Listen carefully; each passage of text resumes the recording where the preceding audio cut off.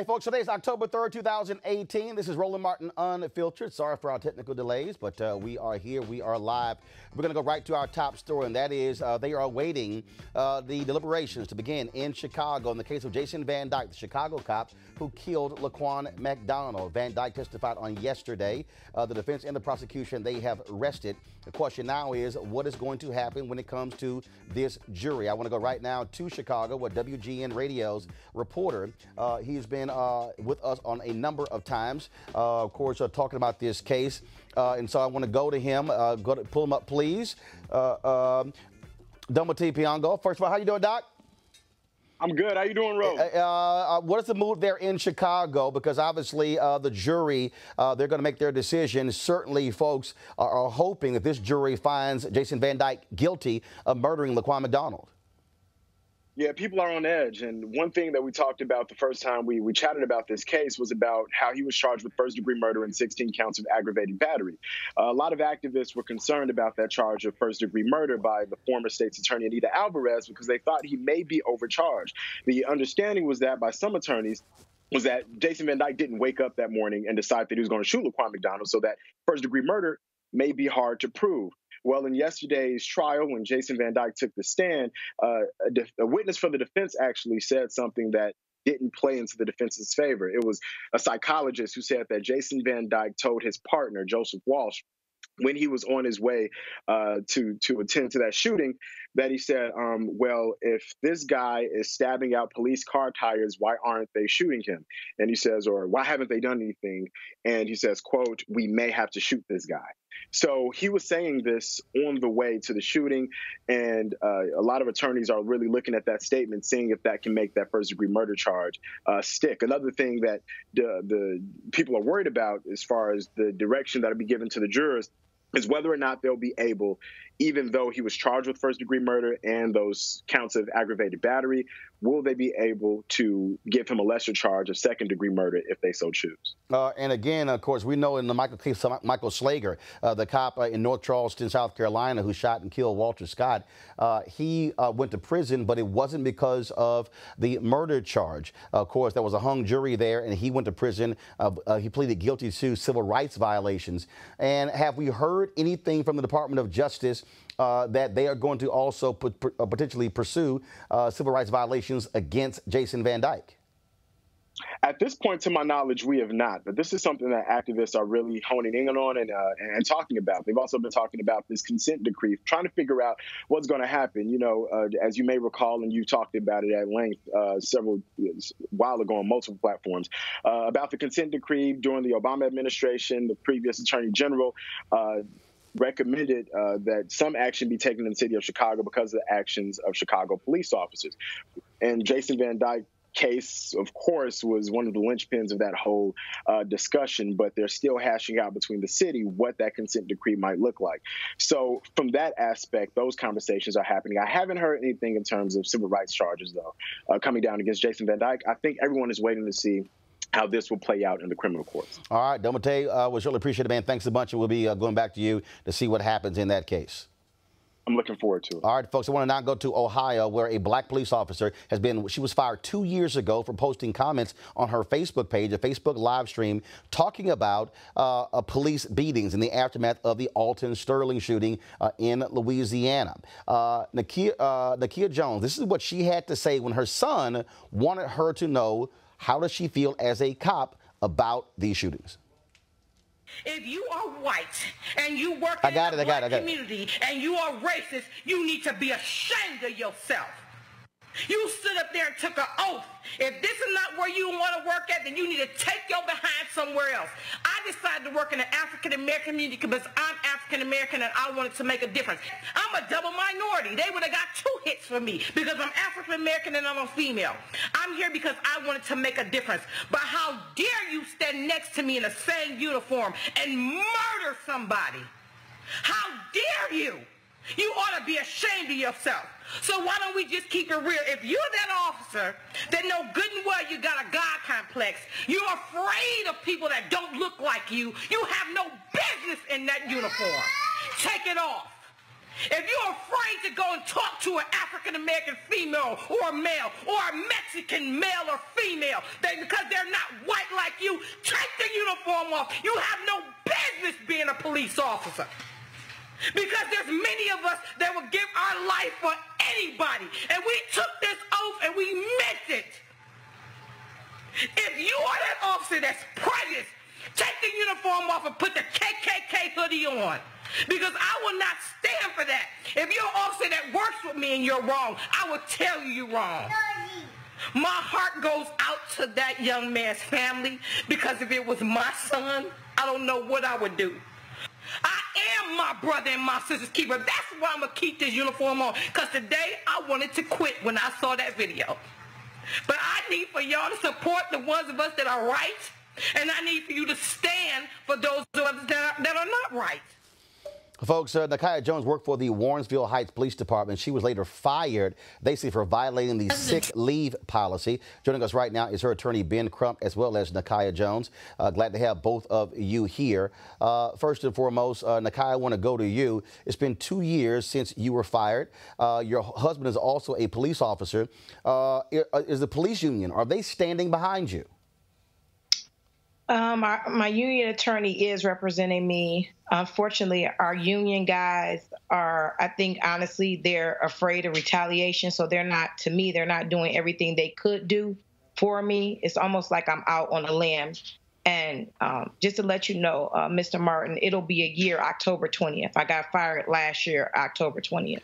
And, I mean, so they're saying you violated a sick leave policy. What are they talking about? They're saying that I was out. I got into a car accident May 28th. I ended up being diagnosed with a concussion and a post-concussion syndrome. The department tried to force me back to work against doctor's orders. And when I did not return, they knew that I had been invited to do a church gathering speaking engagement. This was a year prior. They went on my Facebook page, saw the flyer, and decided we're going to order her back to work. I don't care what the doctors say. And when they tried to do that and I didn't, they said I violated sick leave policy, but I was out on workers' comp. I'm still out on workers' comp. I want to go to Ben Crump, your attorney. Ben, of course, there's an arbitration that's taking place, but you guys don't want to do that. You want this to go to the court, correct? Absolutely. The arbitration that is precipitated by the police policy with the union is very slanted for the police, Roland. And this ultimately is a First Amendment freedom of speech issue. Nakia went on her personal Facebook page and she made this to her personal friends, 400 of them. Somehow they shared it with others, and it got seen, I think, now by 10 million people, because you see her heart in that video, all the passion, Roland. And we keep saying, especially in the Black community, where are all the good police officers when they see these injustices? Why aren't they saying anything? Well, Nakia, she spoke up. She's a good police officer. And when her son said, "Mama, why are you all killing us?" that hit a core with her heart. And she made that passionate plea, Roland. And for that, they terminated her. And we have evidence that they conspired to terminate her. This sick leave dismissal is just a pretextual reason to try to say, we're going to shut you up. I dare you speak against the blue line. And that's what this is. And it's so interesting. You were talking about Laquan McDonough in the earlier piece, because those 13 officers, they lied, Roland, and we see that based on the video. And now when Nakia tells the truth, she is fired immediately. Anita Alvarez, it was over a year before they even released the video of Laquan McDonough saying they're still investigating. So what this ultimately comes down to, Roland, is we have to support good police officers, good brothers and sisters who are in uniform, who take a stand against the obvious injustice. And if you look at the video for Alton Sterling, and the police officer says, "I'm going to kill you, you black," and then a minute later he kills him, Nakia is absolutely right. That is murder. And our silence is betrayal, no matter if you're a police officer or you're anybody in the community. And that's what this is about, trying to silence us. Nakia, do you regret making that video? No, not at all. And I actually talked to Cameron, Austin Sterling's son. I reached out, found out where he was, a friend of mine. So me and Cameron talk all the time. And every time he talks to me, he keeps saying, Auntie, thank you for not letting them forget about my father. Ben Crump, do you believe that obviously this is retaliation on the part of the police department? You alluded to that earlier. And then you talked about the making of this video. Do you believe that this sends a chilling effect, creates a chilling effect for other officers out there who might want to say something? Pretty much what's happening here, it's saying, no, beware, we will come after you. Absolutely, Roland. And for everybody who's listening to Unfiltered today, we have to stand behind Nakia, but also we have to stand behind the Constitution. She has a First Amendment freedom of speech. They had no social media policy. This is a direct violation of her constitutional rights, saying that you, Black policewoman, cannot express yourself. And if you do, this is what's going to happen to you. And this is more of a message for others, I believe, Roland. And that's why we have to be ready to take this matter to the Ohio Supreme Court if they refuse to let us not have any recourse other than this arbitration. And we have to be willing to go all the way to the United States Supreme Court, because never has there been a more critical time in America for women to have their right to be heard.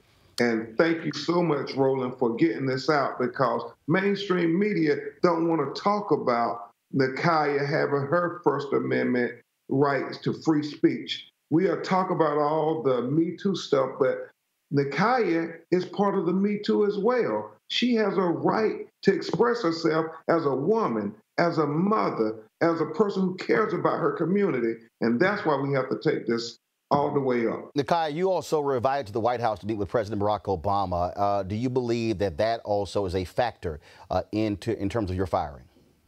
Absolutely. Absolutely. I think that a lot of the men felt a certain way. They already felt like she got all this attention. Who does she think she is? And then when I got the invite to the White House, especially after arbitration, hearing everything, they didn't even want me to go to arbitration. And the sad thing is, in my honest opinion, my chief or my mayor didn't want me to go.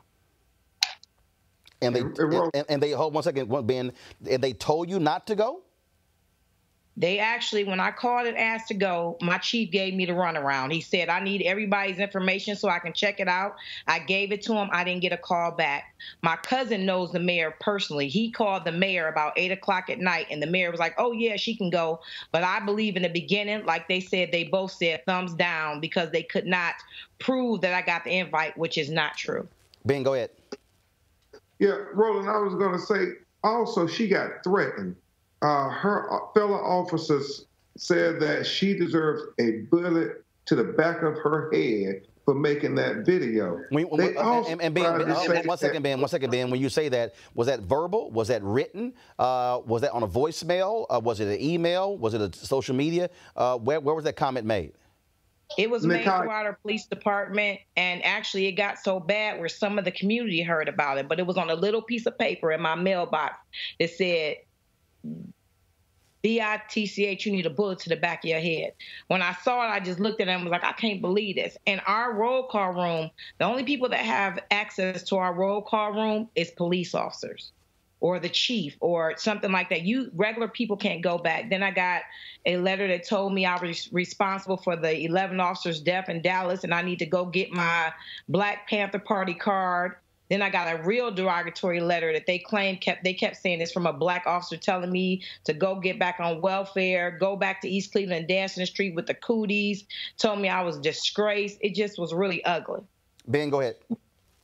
And Roland, when they made those threats to her, what was really outrageous is her police department did not even investigate those threats. Wait 1 second. 1 second, Ben. You're saying that with all the things that she just said, the police department, those threats made against a police officer, there was no investigation whatsoever? None whatsoever. In fact, the chief response has been to tell her and her supporters that they should have been more responsible. So why should Nakia have been more responsible in making a video that was private and answering the question for her children. That's the only response she has gotten. And Roland, that goes against all their policy when there is a threat made to a police officer. As many times as you and I, Roland, have been all across America, when they kill black and brown boys, they say it's because officers' safety, and they felt threatened. Now, what's more threatening than getting a note in your locker saying that word, you deserve a bullet to the back of your head? Certainly tragic there. Nakia Jones, Ben Crump, we certainly appreciate it. Ben, when is the hearing this week? The hearing is actually on the 22nd, and then we're trying to go to court. And we don't want a final decision on the arbitration because we kind of know what they're going to do. They always do that, Roland. And before we leave, Roland Martin, I want to thank you so very much, brother, for bringing Unfiltered to Dallas, Texas, in the matter of Botham Jean. I mean, you really helped that community have a sense of empowerment. And you're an institution, I've told you before, Roland, but you just being there in person with Unfiltered meant so much for getting justice for Botham Jean. Well, I certainly appreciate it. Thank you very much. And to the folks out there, we did live stream that community forum that took place on Saturday in Dallas. You can actually go to our YouTube channel. You can actually watch the entire forum, the whole 2-hour forum. It's available on all of our channels, YouTube, Facebook, and Periscope. Nakia Jones, thank you so very much. Ben Crump, thanks a bunch. Thank you, sir, for having us. All right, let's go right to our panel. We got Kim Claychick, Executive Director of Potential Me, Joe Madison, host of the Joe Madison Show on Sirius XM Radio, also known as The Black Eagle, and Lauren Victoria Burke, writer for the National Newspaper Publishers Association. Glad to have all of you here. Let's first talk about the Nakia Jones case. Again, Lauren, I want to start with you. Your family, law enforcement, folks in your family as well, and you trying to convince me that she gets fired because of a sick leave policy? Yeah, it's unbelievable to think about all the police cases and the shootings that we've seen. Obviously, so many of them on video. And then this woman, I think actually for what she verbally said on Facebook, I don't think it has anything to do with sick leave policy. All of my relatives who've been in law enforcement, it's very difficult, obviously, given the union, particularly in New York, to get any of them off the job. If you see the case of Dan Pantaleo, who choked Eric Garner to death. Who killed Eric Garner. Right. It's been 4 years. On video. He is still And he has got working. a desk job with making more money, actually. And actually, he has actually been protesting to get his job back. And so someone is dead. Someone is dead, and that's a police officer who is still on the job. So it's a pretty amazing thing to see somebody lose their job over really nothing, an administrative situation. And Joe, they're going after her pension. Right. And they're going after her entire career. And what you should also add to this discussion is that what tends to happen is that officers will go from a situation like you just described and what Crump just described, and they'll go down the road and get another job. Right.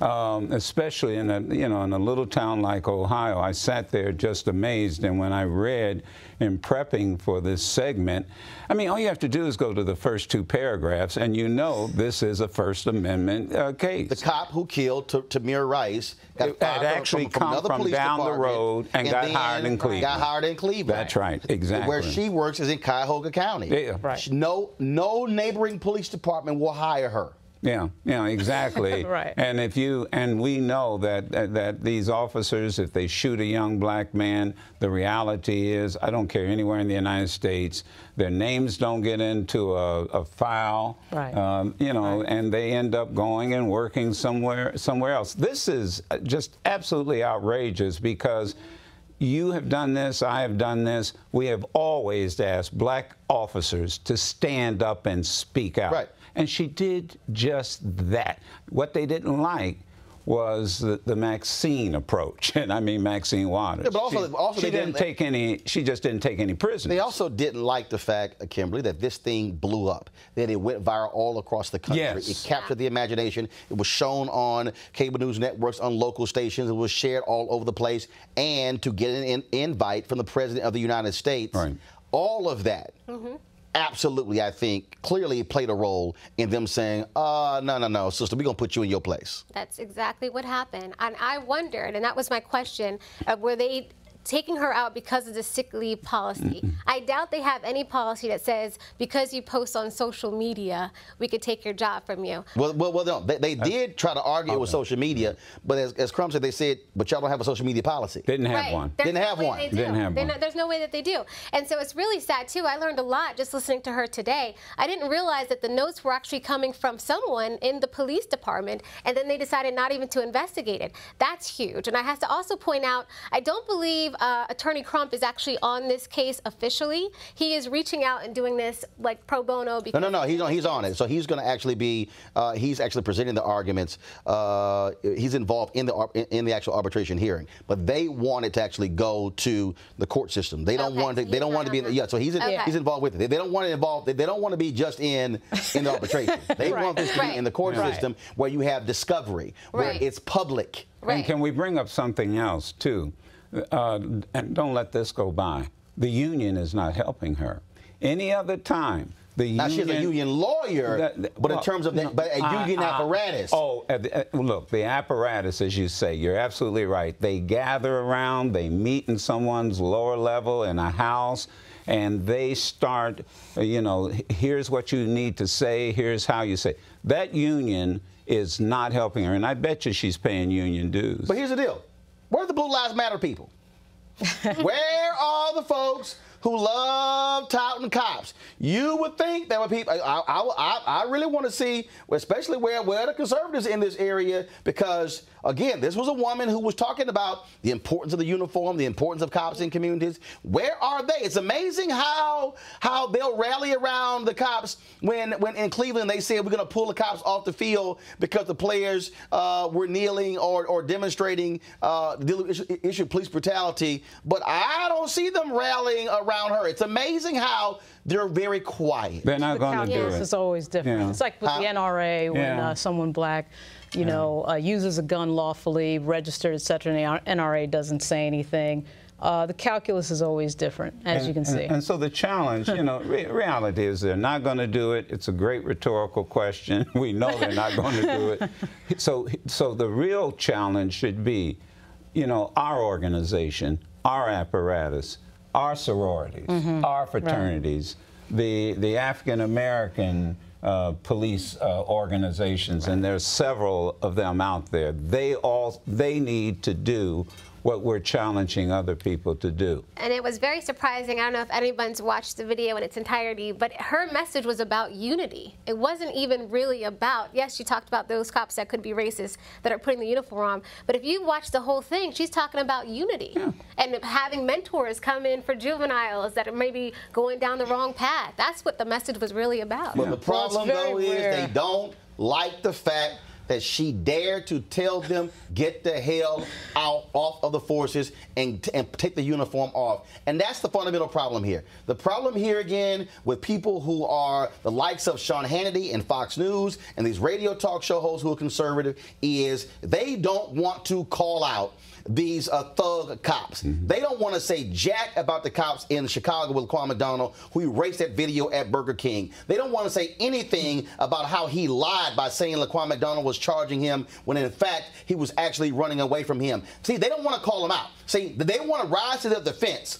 When you heard Megyn Kelly say, oh, hands up, don't shoot, that was all a lie. Okay, but you don't hear jack about Terrence Crutcher, who had his hands up, who was walking slowly, yet he's still up dead. And that, to me, shows the hypocrisy, because what it speaks to is they want to say, we're going to protect you at all costs. We're going to say, oh, a few bad apples, but they don't want to own up to the racists and the bigots who are there and to call them out as well. Fox News is always trying to racialize everything and make everything black against white and make it a right against wrong argument. Oh, hell yes. And they do with policing and Justin all the time. No. I don't think you can even remotely compare the two because, again, when you have Tucker Carlson going on every night basically caping for white nationalists, and all of a sudden the aggrieved white men as if, oh, my God, they've been so hurt by what's happening in America. No, that's the game here. And all of a sudden you finally are having these white columnists who are finally waking the hell up about this white male privilege, which we've been saying for so long. Let's not forget, I'm sorry to interrupt, let's not forget what you really said.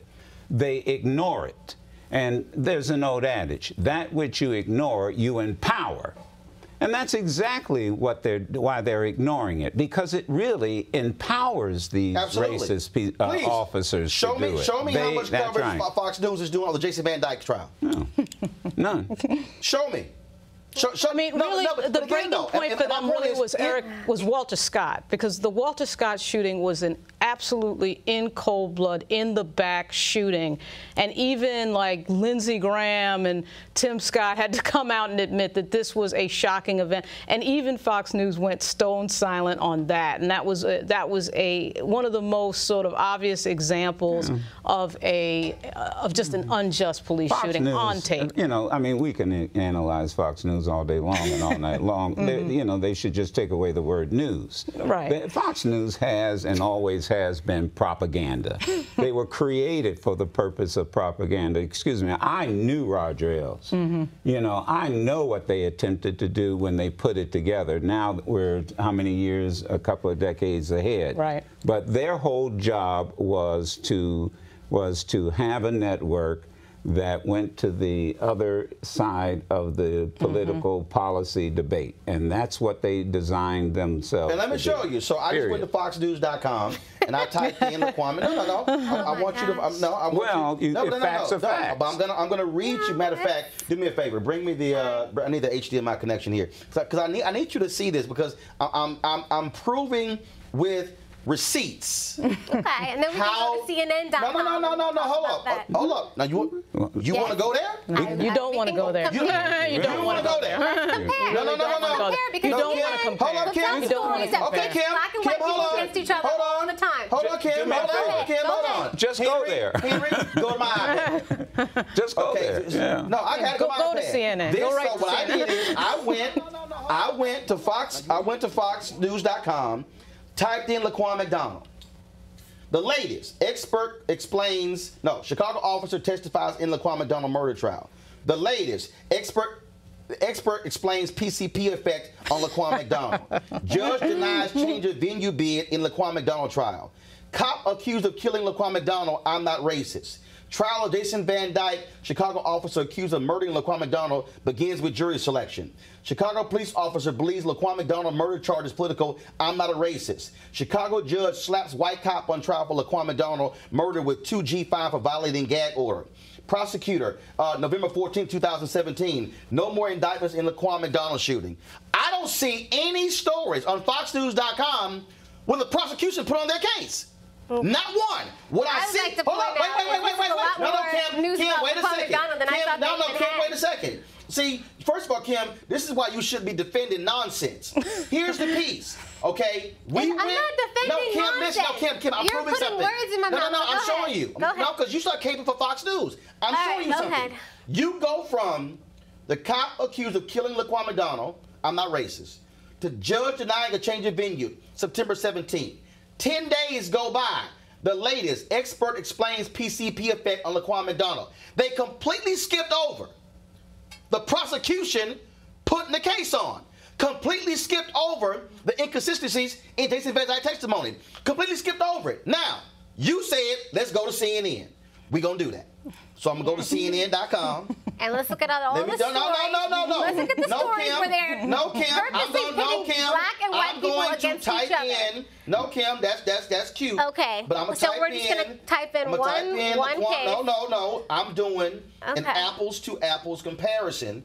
And what I'm trying to get you to understand is that, to Joe's point, this is all by design. What this is all about is how when we go to a couple other stories, it is about design on every network. Again, but see, you're caping again. That's what I'm trying to Every network has an agenda. They all have. It's all the same. Let's talk about this agenda right here, right now. No, wait a minute. Let's talk about this agenda. Wait a minute. Here we go. Okay, and then we'll talk about another agenda. Chicago police officer facing murder charges.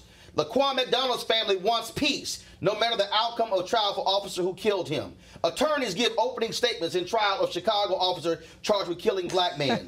Partner of Chicago police officer on trial for murder said victim was a threat. Chicago police officer testifies about fatal shooting of Laquan McDonald and says team kept advancing toward him with a knife. What we learned from Chicago police officer Jason Van Dyke's testimony. Defense rests in Chicago officer's trial in Laquan McDonald killing.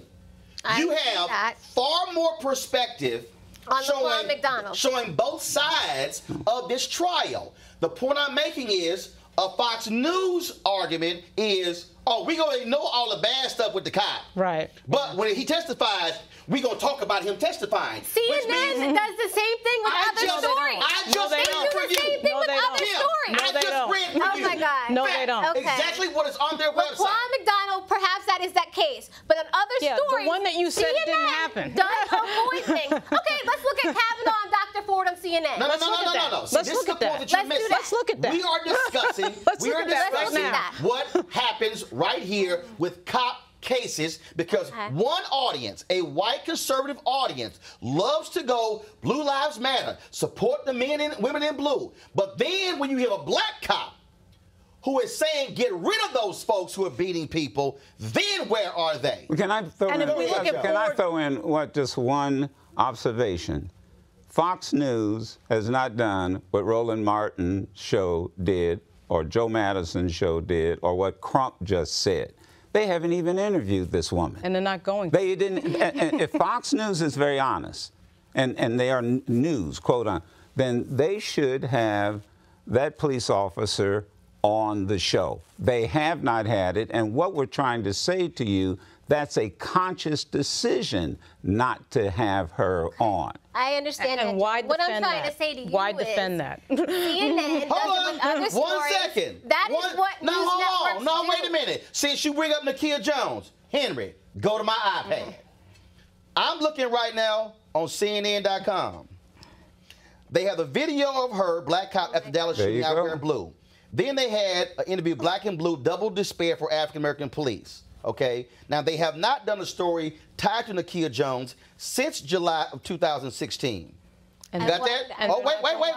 And they're not going. Wait. Henry, come back to me. And this is CNN. No, stop. Correct? I'm now about to go to Fox News where I typed in Nakia Jones. Nothing. Nothing. Now, hold up, Kim. I'm sorry. Let me click advanced search. Get advanced nothing. Ain't nothing here. Yes. What else you got to say? That is sad because Nakia Jones obviously she should have support. So why do you think? Why do you think? And CNN should actually do more, and they should also interview her. CNN should do more. Fox has nothing. No, Fox. I just said Fox should do more. I just said Fox should do more. I just said that. I just said that. Yeah, well then, so you guys then it's your responsibility. Wait a minute. Do more. Then it's your no. Look, there's a difference between doing more and doing nothing. And so the point is, and I'm a little concerned about you being beaten up the way you are, but you deserve it. The reality is you need to go to Fox News and whatever contacts you have and say, you know, they're whipping my butt over here at Roland. I don't feel like you guys are whipping my butt because you know what? There are stories on many networks where they pit black people and white people against each other all listen, the time. don't change. You go to Twitter feed for both CNN, MSNBC. Excuse me. That's how they read Excuse things. me. That's what networks do, and you know young lady, wait, don't tell me what I know. You know this, excuse me. right? Is this what you do? Excuse me. Don't tell me what I know. No, we don't. Remember when we walked in the green room? You didn't even know who I was. I looked you up and I knew that. You didn't know who I was. You asked me, oh, you live around here? Now, so don't tell me. I did. Yeah, well, I don't know everybody. Yeah, that's my point. So don't tell me what I know. So now, having said that, what I'm saying to you is, all you have to do is say, you know what? Next time on that set at Fox, and next time I have an audience with the producers or the news director, I'm going to bring this up. I sat on a show, and you need to get this police woman on. That's all you have to do. You're telling me I go on Fox? I don't know where you go. You don't know Kim, you go on Fox all the damn time. You don't know me either. Wait a minute. Didn't she just say she goes on Fox all the time? I didn't say that. When? You just said it. You don't go on Fox. You go on Fox all the time, Kim? I don't go on Yes or no? all the time. Kim. It's a yes or no. I go on Fox, but not all the time. I didn't just say that. I didn't just say that. But he did not know that. But he did not know that. Receipts on your ass. He did not know that. You want me to go to your Instagram page? page? You know me when you don't. Never mind. You want me to go on your Twitter page. This is ridiculous. I will pull out a nut receipt like the damn CVS receipt you get, where it's a long-ass sheet of paper. You don't want to go there. Okay, y'all. Look, all I'm asking is just, you know what, just like that black woman stood up, and she said what she said to the officers that she has to work with, you as an individual who also agrees with her and agrees with us on what has happened to her, do me a favor, speak up. Okay. Speak up. That's all I'm asking you to do. And don't defend nonsense. Bottom line is we're making a broader point, and that is this here. And that is what you have is you have individuals who are in conservative media who basically protect and serve cops, except when they don't like what they have to say. Just like Republican Party hates unions, except police unions. I'm not denying that. And what I'm trying to say is this is symptomatic of what you have is black versus white. The fact that this black woman dared to call out these sorry, trifling, thuggish cops, they said, how dare you? Who threatened to kill him. That's why this woman got fired. And that's why they want to take her pension. And that's why the union is not showing up. And you know what? Those cops in Chicago have been showing up every single day. But Jason Van Dyke leading the way when he's walking in court, providing security, speaking up for him, but you will not have the cops do the same thing for this sister because it's the difference between what she said and her skin color, and that's what it boils down to. And speaking of a difference between skin color and how folks do it, let's talk about Agent Orange. Now, yesterday, Donald Trump, he decided to make a comment about these young men who are being wrongfully accused of crimes. Now, all of a sudden, the context of that really was Brett Kavanaugh, okay? A privileged 50-something-year-old white man who was just saying, I didn't do it, I didn't do it. Yet, Donald Trump was the one leading the charge and talking about the Central Park Five. And so today, at the White House, two black reporters questioned Sarah Huckabee Sanders about this very issue of the Central Park Five and what Donald Trump had to say. And this is how she responded. President Trump talked a lot yesterday about this issue of being concerned about men being guilty before being thought guilty before proven innocent, and this idea of due process. But in the past, with the Central Park Five, he put out an ad basically calling for the death penalty before they had been found convicted, and even after they were exonerated, he still basically said that they may be guilty. And even as president, he has talked about presided over rallies where people say lock her up, talking about Hillary Clinton. So I guess, is there a disconnect between when the president is interested in due process for some, but not for others? Not at all. The president actually encouraged the Senate to hear Dr. Ford's testimony in the same way he encouraged them to hear Judge Kavanaugh's. He is simply stating the fact that we are a country of law and order. We are a country that still believes that you're innocent until proven guilty, and we want to see that process go through in its entirety, and it should be on a fair playing field. That's simply the only point he's making. He said the Central Park Five was guilty. Yes. And does he feel that now? I'd have to look back at the specific comments. Dave. But that's the real question in the midst of this. The president has taken this moment. Dave, go ahead. The president has taken this moment to say that he's been affected personally by all of these allegations, and he's picking and choosing, just as this question was. He said that the Central Park Five was guilty, and that he has made Bill Clinton guilty. Has he decided to change his mind on the Central Park Five as they have been exonerated? It's interesting that you bring up Bill Clinton. Nobody wants to hear those accusers' voices be heard, but you're certainly happy to hear all the others. Dave, go ahead. The president had them at the debate. I've addressed this. I don't have anything else to add. Dave, go ahead. Is he still talking to them? Sarah, several times. I'm sorry, did anybody hear an answer to the Central Park Five?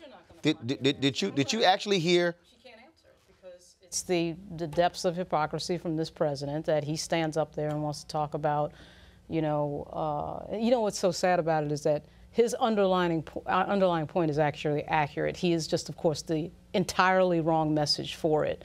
But this president, when it comes to Yusef Salaam and Antron McCray and Raymond Santana and Kevin Richardson and Corey Wise, he doesn't know anything about what it really means to be falsely accused of something. So the fact that he's brought this up in this context when it comes to Brett Kavanaugh is, of course, the height of irony. He took out a full-page ad in the New York Times to declare that these guys should have gotten a death penalty. We had absolutely no idea what he was talking about. But unfortunately, I do have to say I agree with the president in some ways, because in this moment, men are assumed guilty when it comes to a Me Too accusation. It's very difficult to exonerate yourself in this situation. Henry, he's just the wrong person. Henry, go to my iPad. This story here, folks, this is NBC News website from October 2016. Headline, Donald Trump says Central Park 5 are guilty despite DNA evidence. And Donald Trump issued a statement to CNN, Kim, to CNN, Kim. This is what he said, quote, they admitted they were guilty. The police doing the original investigation say they were guilty. The fact that that case was settled with so much evidence against them is outrageous, and the woman so badly injured will never be the same. Now, they were convicted, went to jail. Somebody else admitted to the crime. He was already in jail. They tested his DNA. Right. It matched the DNA that was also on her. A separate settlement. New York taxpayers had to spend $41 million in a settlement, and Donald Trump took a full-page ad out at that time and said they should get the death penalty in New York. Now we know they were completely innocent, yet this man sat there and said they admitted they were guilty, and he doubled down and refuses to apologize to him. So why in the hell should anybody listen to him when he dare says that it's tough for young men in America who have been accused of something they didn't do, when he and then his spokeswoman won't even answer the question when it's clear and precise that he owes them an apology. What say you? Yeah, it contradicts what he was saying today. I mean, obviously he owes them an apology. I think I'll take it a step further. I think he even said that they should suffer. And obviously they are innocent, and he should know, you know, even just talking about Brett Kavanaugh, I think he should have offered an apology at that point in time, and he failed to do so, and that was a missed opportunity. Joe? Oh, what's your question? I mean, whatever you want to say. You know, first of all, it's not what he said today. It's the how he said it. Millions of women have bared their souls as it relates to sexual abuse. And he lacked the decency that he showed earlier when he suggested that the good doctor was an interesting individual with a sense of dignity. He stripped that dignity from her. The other thing I want to remind people and your audience is this. You do not get answers at White House briefings. Let's just understand that. We have an individual who is the president of the White House Correspondents. Right. And he said on my show, Roland, you don't get answers at the White House briefing. All you get are briefings. And that's and you hit it. She ignored that question. She didn't have an answer. She wasn't going to have an answer. And if she had given the answer that you gave, and that I'll give, and that you'll give, she would have probably been fired by Donald Trump before she could get back to her office. Here we go to my iPad. I want to show people this. That's the ad, ad that Donald Trump took out. Bring back the death penalty. Bring back our police. Yeah. And in this ad, you have all of this here, where he rips them and says, yes, this is what he says. Yes, Mayor Koch, I want to hate these murderers, and I always will. Right. I am not looking to psychoanalyze or understand them. I'm looking to punish them. If the punishment is strong, the attacks on innocent people will stop. I recently watched a newscast trying to explain the anger in these young men. I no longer want to understand their anger. I want them to understand our anger. I want them to be afraid. If anybody should be, psychoanalyzed, it should be the President of the United States. And there have been people who have done it from a distance. They've all come up with the same thing. Listen to what he just said. Even before he was president, even thought about being president, he's watching the news.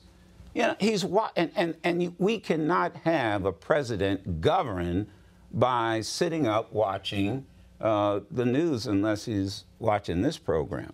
But I mean, the reality is that he hasn't changed. And I think one of the mistakes I think we make in this country is, you know what, we give this man too much attention, too much credit. I know he's president of the United States, but the reality is, I think most people now have seen what New Yorkers have known for decades about this man. That's what I was going to say. As somebody who grew up in New York, you know, that thing that you just read, Roland, when I was a kid, I remember him being on TV voicing the exact same words from the ad. But, you know, we in the press make a huge mistake giving this guy a bullhorn, not realizing he's going after the First Amendment, right? And he has no respect for the First Amendment. He has no respect for our Constitution. And we end up effectively assisting him in his communication strategy by putting his nonsense out there. And of course, you know, Sarah Huckabee Sanders has no answer because the answer is clear. The man is a hypocrite, and there's really nothing, you know, there's really nothing to talk about with that. I do want this final point we'll make before we end today's show. Here we go to my iPad. I want you to see the New York Times did an 8,000-word, 8-page investigation on the finances, the taxes of Trump and his family. The headline, Trump engaged in suspect tax schemes as he reaped riches from his father. It details with not opinion, 1 million to 60 million. Yeah. 1 million. I only got $1 million. I became a self-made man. And 1 million is nothing to sneeze at. I wish my parents would give me 1 million to get no kidding. But he actually got 60 million. But in real dollars, in essence, more than $400 million. They showed. But bottom line, he lied.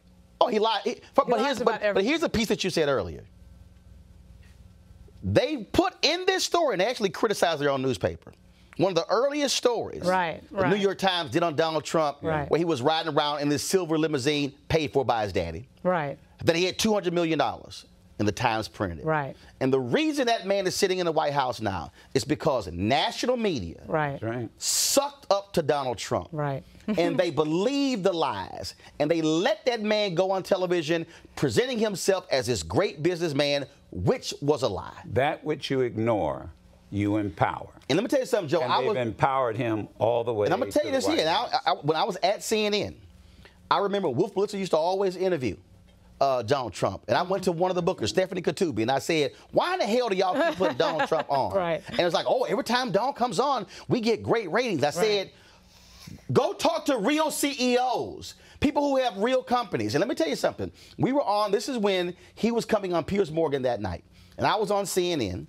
And I was on one of the daytime shows, and I think it was, I forgot the anchor who was on. And I said this. I said, anytime Donald Trump comes on CNN, we should run a crawl at the bottom that says, for entertainment purposes only. I got an email from Ken Jouts, the executive vice president of CNN, telling me, do not criticize Donald Trump when he is coming on CNN. And I said, hell no. And that, you know, he did. And that night, when Obama was giving some speech, and I think it was I think it may have been a joint session of Congress, it was something dealing with taxes or something along those lines, the economy. Donald Trump was on Piers Morgan's show. And I just said, the hell with what Ken Jouts had to say. So I start tweeting. Like, why in the hell is this dude on? I said, of all CEOs in America, that's the only one we can somehow find, because here's why they kept calling him. Because he was extravagant, because he was loud, because he was garish, because he had a bloated attitude, because he talked big. They loved the flash. They loved the gold tower. They loved hanging out with him. They loved going to the parties.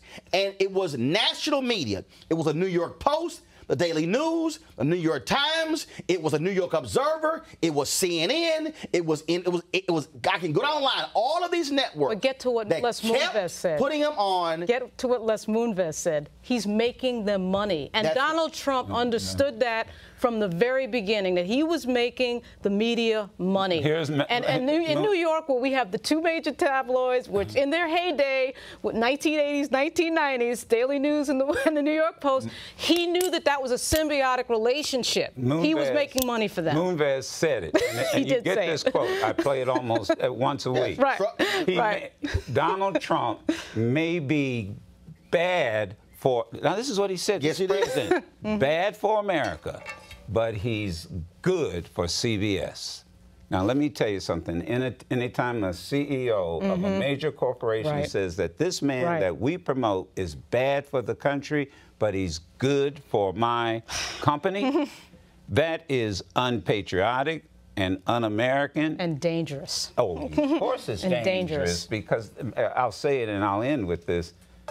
That's what Hitler did. You know what Hitler, you know who Hitler made, what was the enemy? You know what Hitler said? He said, we're going to make Germany great again. And his biggest enemy was the media, was the press. He declared them the press. The parallels are frightening. Right. The dictators go after the press. And we cannot become a nation of onlookers, and we cannot keep making excuses. Kim, Trump, of course, he trashed this particular story, but he did not counter the details in it. The fact of the matter is it was exhaustive. They actually looked at tax returns, broke this whole thing down. At the end of the day, there were suspect things that were actually done when it came to taxes and how they were actually cheating when it comes to saving money. The only reason he's not showing his taxes is he's got something to hide. He knows exactly. Kim, go ahead. It's Joe done.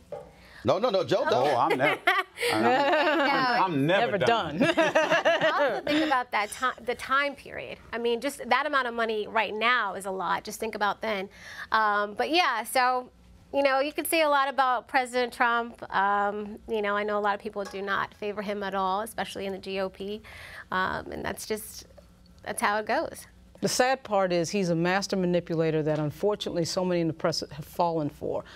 That part is the press's fault. The fact that he's able to manipulate to that level and get away with it and not be called on it is the fault of many in the press. But but speaking of that, so there was a panel the other day. Ted Koppel, longtime anchor on ABC Nightline. Brian Stetler, of course, the media reporter from CNN, was on the panel as well. And this whole issue of Trump and the media and ratings and all that good stuff came up. Receipts. Henry, go to my iPad. We've left out a key word. Everybody here keeps talking about ideology and politics. Money. Money. Money. Money. Donald Trump has been very, very good for baseball. He has been wonderful for the industry. Your boss acknowledged as much a number of months ago during the campaign. Les Moonves, Donald Trump, huh? It was Les Moonves who acknowledged it. Les Moonves also acknowledged it, but so did the head of CNN. But that means what? If ratings are up, that means what? The ratings are up. It means you can't do without Donald Trump. You would be lost without Donald Trump. Well, that is what he says. Ted, you know that's not true. CNN's ratings would be in the toilet without Donald Trump. You know that's not true. You're playing for laughs. You've lived through enough presidencies to know there will be more presidents. What were the ratings before Trump and what are the ratings now? I would say we might be up 20, we might be up 30%, we might be up 40%. If we go back down 40%, that's okay too. Well, it may not be okay. Of course it is. No, but hold on. I reject the premise that these networks are making so much money off of Trump and thus we benefit from it. Tell me for a moment, if you will, let's get away from CNN then, all right? Sensitive subject. Let's go to MSNBC. Is there a moment of the day when they are not focusing on Donald Trump or some intimately related subject? It is essentially, I know every once in a while. You know, if the number of people who died in Indonesia gets up to 1,000, they'll give it a mention or two. But by and large, the only news that's covered, program after program after program. Ted, I have to interrupt. With the same guest. Ted, yes, please. But you've got to admit, an awful lot of what Trump does in the course of a day is news. Yes, of course. And so whether you're on MSNBC or CBS or ABC, you're going to cover him. Yeah. Receipts? Ted with the receipts? As somebody who worked around Ted Koppel, ABC News, I've never been prouder of him as in that moment. I mean, that was telling the truth. And when you tell the truth like that, you saw how nervous everybody got. It's accurate. The ratings are off the hook. Everybody knows that. Because I said this, and I said that media executives absolutely wanted Trump to win because they knew it was going to be a crazy, deranged reality show every day. They knew he was going to say crazy stuff. That's why when he was running, they would sit there and they would show empty podiums waiting for the circus to begin. That's why every single one of those networks went against their own policy and allowed him to call in. We all have done national television. We all have done national television. If you are a candidate and you want to come on, you got to bring your ass to a TV studio, or you got to sit a live truck. Oh, no, you can call in. He called in Joe. He called in Fox and Friends. He called in CNN. He didn't have to come in. Hey, Doc, Hillary Clinton could not have called in as much as he did. That's right. Years ago, and here's the term that a program director came to me and said when I first started in talk radio. We are now doing something called infotainment. Yes. Right. And we asked, what is infotainment? And infotainment is trying to find information but presenting it in an entertaining way. Right. And that is, so when newsrooms, and some people don't remember this, they were not profit centers. No. The entertainment channels were your profit centers. Newsrooms had to deliver the news. And again, Roland and everyone else, every morning I'm up at 3:30. And I know what I'm going to do in the morning. You prepare your show. You've got producers. Donald Trump takes the air out of everything. Right. I'm not saying that you don't cover what the president does, but every tweet should not lead a news cast. And he gets it. He gets the power of what it is to talk in sound bites, to talk in a sort of market-friendly way. Donald Trump totally understands that. And what the media needs to understand is that we're being played. The media is being played. You're being played. Every single day. Kim, go ahead. I also want to say I think President Trump actually made a lot of careers. I think on Twitter all of the time, I'm always explaining to people the difference between a media personality and a journalist. I agree with that. A lot of people don't seem to get it and understand it. So whose careers he made? Let's see. There's a lot of people. Who? Well, there's a lot of books out there that. Well, Diamond and what's her name? Diamond and Silk, definitely. First of all, look, the police officer. That's polyester cubic zirconia. I mean, you know.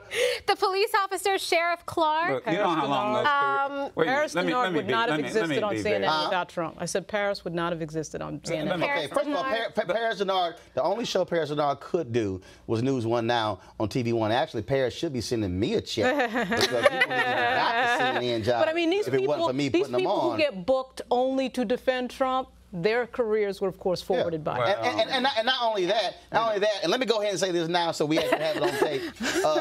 The next Democratic president, I don't want to hear a damn thing from nobody at Fox News if somebody who's black in the media is advising a Democratic president. Oh, I know. After Sean Hannity. When you got Peter Hegseth and Kimberly Guilfoyle and Lou Dobbs and Sean Hannity and Laura Ingraham literally, y'all, not talking to him through the TV, but literally thinking about applying for jobs. No, weighing in on public policy. When he's in meetings, I don't want to hear a damn thing. If you have somebody else and they decide to call up Joe Madison, Joe's like, hell yeah, but why don't y'all go and hire so-and-so and so-and-so? Don't criticize nobody else. Because they see, we going to put... They crossed the line with that one, yeah. We're going to pull out receipts on your ass. Just letting you know. All right, final comment. No, I'm good. You know what? I echo what Joe said. I mean, he does take the oxygen out of things, and he knows how to take the oxygen out of things, but it's a symbiotic relationship. He can't do it without the press assisting him. All right, folks. We can't become a nation of onlookers. Right. And that he's 70+ years old. He's not going to change. Right. but it's up to us. And let me tell you, we flip this Congress come November. We can check him because if the United States Congress cannot use the tool that the Constitution gave them, then you need to find new Congress people. All right, folks, we got to go. Great show today, Roland Martin Unfiltered. I'll see you guys tomorrow. Y'all have a good one. Holla! Oh, man.